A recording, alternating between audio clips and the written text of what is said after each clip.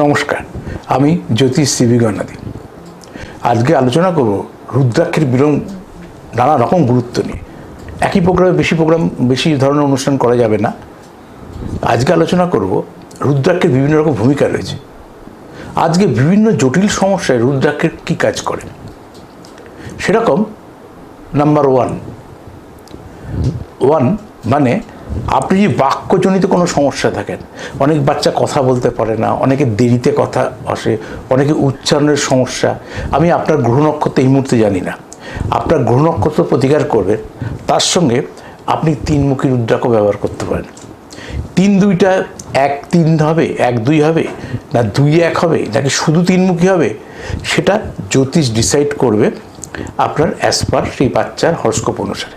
তাহলে 3-মুখী রুদ্রাক্ষ ব্যবহার করুন গ্রহ নক্ষত্রের সাথে। আশা করি আপনার সন্তানের বাক্য ফিরে পাবে বা স্মুথলি কথাবার্তা বলতে পারবে।